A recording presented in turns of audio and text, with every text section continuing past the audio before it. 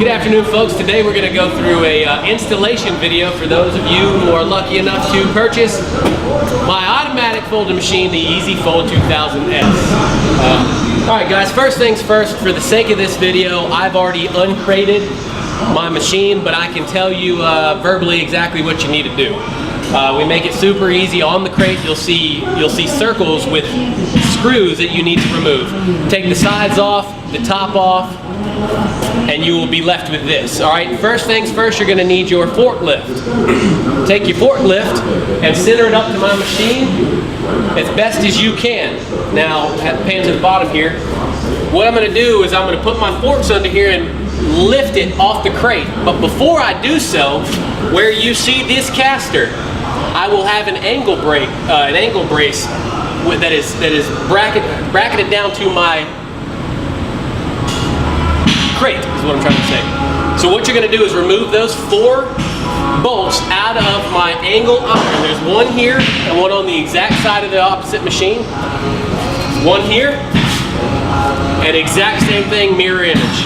So we're going to remove all 4 of those, and we're going to lift this machine up. Now, before I set it down, you'll conveniently take your casters that come with the machine in a box and you will apply them. We'll use the exact same nuts and bolts that were used to mount my angle iron right here for the casters. Super simple. Tighten them up, give them a good cinch down. I don't want these things loosey-goosey. Just give them a nice tightening down. Then you can set your machine down outside of the crate. Alright guys, now we've got our casters on. We've got the machine uncrated. Now what we do is we roll it to the desired area of your facility to where this thing will be running. We've got it in the area. First things first, before I do anything, there's a couple things that I'm going to have to cut or undo from the shipment process. First things first, you will have this table will be slid all the way into my machine. You will have something tying it down back here. Physically cut that loose and you can slide the table back as so. I will also, I don't have it in this video, bear with me, I have a piece of safety glass right here that protects the pinch point. It too will be tied down, usually over here to this shaft somewhere. Cut that. Perfect. I've got a safety switch here that you can see if you can zoom in on that, Don. Alright guys, now that we've gotten this free, I'm going to work from front towards the back. First things first, there will be a big piece of Lexan like this that spans across the entire top of this machine. There will usually be 2 bolts somewhere centered up on this. Now I don't have it installed on this video just because I'm running through a couple tests and it just gets in my way, but it will be there for you. Simply remove those 2 bolts, pull the main piece of Lexan off the machine, set it aside. From that, there will be 2 tying points on your main belt. Cut both of those, but be careful not to cut my belt. Go ahead and cut those, free everything up, and we'll continue from front to back, moving back. There will be screws in your Lexan holding these down. There's usually one on both sides, if not just one. Take that out on both of these. I've got another piece back here, you might not be able to see. It'll have the same thing. It'll have a screw mounting down just for the shipment purpose. We don't want that thing bouncing around and cracking before it gets to you. Continuing on from front to back, I have a exit tray back here with little gray rollers. That too will be tied down. Simply cut that and let it dangle. It'll just free swing. Alright, once we get to that position, there's a couple other things I want you to do. Walk around the machine and disengage my emergency stops. That being said, I've got one in the back.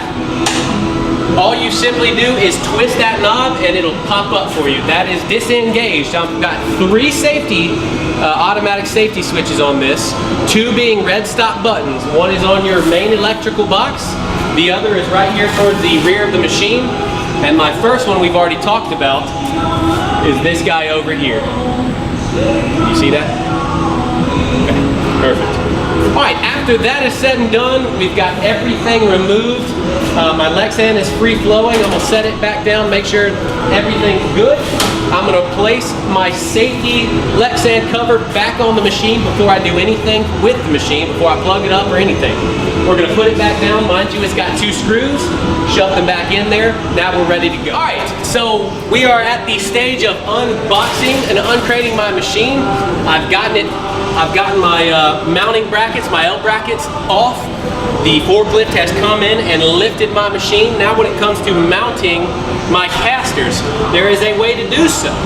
Each caster is mounted to an L bracket, right? So the caster sits here, caster, L bracket. What I want you to do is put that L bracket on the inside of my machine. On the inside, if you can see how that's mounted. It's not mounted on the outside sticking out, it's on the inside of my frame.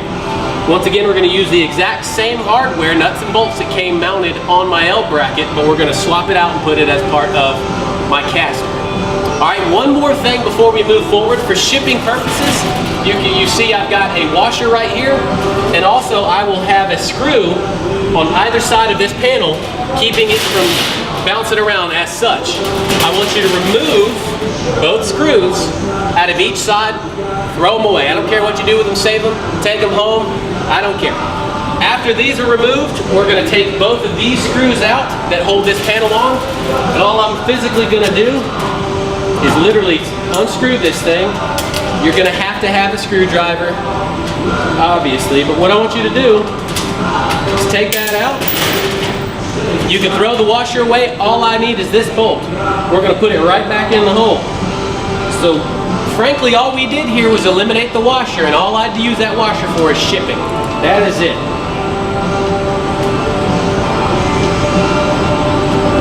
So I'm going to screw this screw all the way back down.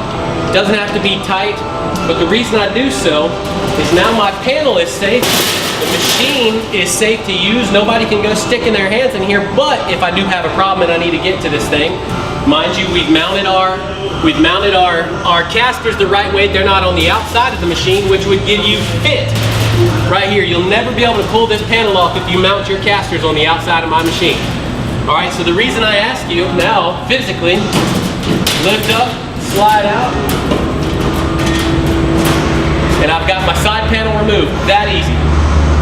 And whenever I'm ready to put it back. All right, guys, so we've got the machine out of the crate. Now we got to do is do a couple quick things before we get started. First things first, I'm going to take the power cord. It's usually zip tied up, so we'll cut the zip tie.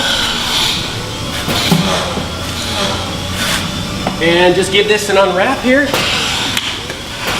Now all I need to do is find a dedicated circuit, 120 volts, 15 amp circuit, bare minimum. Dedicated, that's the best part. I only want my machine on this one circuit. Plug it simply into the wall. All right, now we got the machine plugged in. Next thing I want to do is go to the rear side of the machine real quick. Let's plug in our air before we move anywhere else. That's right back here, follow me. I've got a male and a female connector. What you want to do is take your air hose and connect it to the male connector right here. This is straight in line with our main air regulator. So once I've got this plugged up, I'm going to remove this panel here, the side panel, and remove this panel super quick. All right, now I've plugged in my machine. I've plugged in my main air. This right here is my main air regulator. The first thing I want to do is take a look at my gauge. At all times, guys, this gauge should read bare minimum 80 psi at all times. If it's not reading 80 psi, this machine will not work like it's designed to do. So if you have problems, that is the first thing I want you to check. I've got a second cluster of gauges here. These are our mini air regulators. These kind of do a couple different things here, but I've also got a gauge, as you see. This one is even labeled right here. This is my feed table regulator. Bare minimum 40 psi at all times. That is there for a reason. 80 on the main, 40 on the table. So once again, in order to set that, I'm going to pull the tab out. Very simple. You don't got to yank this sucker. Just pop it. It'll click. Clockwise gives me more pressure. Counterclockwise takes pressure away. So I'm going to go ahead and set that to 40. Lock it in position. Now I am ready to press my start button. All right, now we're gonna get the machine running, but before I do so, I want you guys to go through this machine and make sure there's no tools, there's nothing in the way, there's nothing sitting on the belt, maybe a cup of coffee, a binder or some papers, anything like that. Let's make sure the machine is clear before we hit the start button. All right guys, so now we've got our machine plugged in, the air is on it, all our regulators are set to the proper amount of pressure, PSI, that we need. I've just cleared the machine. We can press the start button, the machine engages. First things first, before I fold a garment, I want to make sure that I've got all of my guides or my tuckers in the proper position. If Jason, you can zoom in here, we've got guidelines for you. Now this is on the left sleeve tucker. So I've got a left tucker, right tucker, and a sleeve tucker, okay? Each one, this is my left tucker, and then my right tucker and sleeve tucker on the other side here, but they look just like this. They've still got a numbered guide from 1 to 4. Now, depending on what you're folding, depends on the number you will set this to. A good rule of thumb to start out, the way we design this machine, it folds a medium up to, you know, an extra large, maybe even a double XL, depending on your preference of perfection. You simply set this to 2. Left tucker, right tucker, sleeve tucker, 2, 2, and 2. That is a starting position that will darn near fold anything you need to. Now, the smaller the garment, the tighter you want to run this machine. So you might want to run it up to a 1.5, maybe even a 1 if it gets there. The larger the garment, maybe we're doing a hoodie or a sweater or a button-down shirt, a big polo, a triple XL, anything like that, I'm going to open up the machine or give it a higher number, maybe drop it down to 3. As you can tell, I was doing button down, so I've got this one set to a 2.5. Super easy. But general starting position, before we do anything, set these to 2, 2, and 2. There's one more thing that I want to talk about. It is the in-feed pinch point regulator. All right, what this does, it acts the exact same as the rest of my regulators. I simply pull the tab out, I turn it clockwise to engage pressure, counterclockwise to decrease the pressure. Now my in-feed pinch point is this guy right in here, and I'll move up forward for the sake of this video. This is the pinch point, right? But this is on my 4100. I've got the same thing back there I was just telling you about. I've got another in-feed pinch point regulator here. Works the same. Pull the tab out, and what I'm going to do is turn it clockwise. You can see the gap here. So the larger the gap, the larger the garment we're going to fold. Good rule of thumb is about 1/8 of an inch for t-shirts, and about 1/4, maybe a little larger for hoodies and sweatshirts and stuff like that. You can gauge this on however however you want to fold these things or wherever you want to set it, but that's a good rule of thumb, just a starting position. All right, so for the sake of this video, we're going to set this thing up to where we're folding t-shirts. So I'm going to go ahead and close this gap to 1/8 of an inch. All right, I'm going to set my left tucker, right tucker, sleeve tucker, like I said earlier, to 2, 2, and 2, just as a starting point, and I'm going to see where that folds.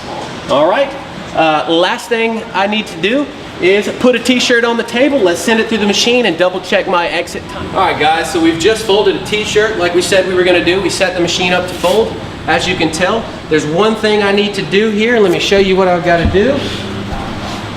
On this fold, you can see how it came out. See how it's short. So what I want to do is adjust my second fold timer. I want to give it more time in order to bring this up. All right. Now, if this fold came out like so, I would take time away to move this back, if that makes sense. So added time brings the bottom of the shirt up. More time brings the bottom or the top of the shirt down. All right. Now once I've set that, I'm going to refold this and see how it comes out. Okay. All right, guys. Now as you can tell, I've adjusted my timer in order to make this shirt fold perfectly. Now we're ready to send every single shirt the same size that I've set this machine up. We're going to run each one of them through. Now conveniently, I've given you, I go through this when I set this up, and I give you a chart. It will be taped to the side of this machine, and it'll tell you every single setting that you need to set on this machine for different size shirts. That being said, it's just a general rule of thumb. It's my preference. It's the thing I think, or it's the way I think this machine folds best and looks best for each individual size t-shirt. It's up to you, however you want to fold it. If you're looking for perfection, go by my chart. If you're not, set it to 2, 2, and 2 and throw some shirts through it. And if you like it, you like it. Well guys, I hope this answers some questions. Enjoy the machine and feel free to give us a call if there's anything ever on your mind. Thanks again.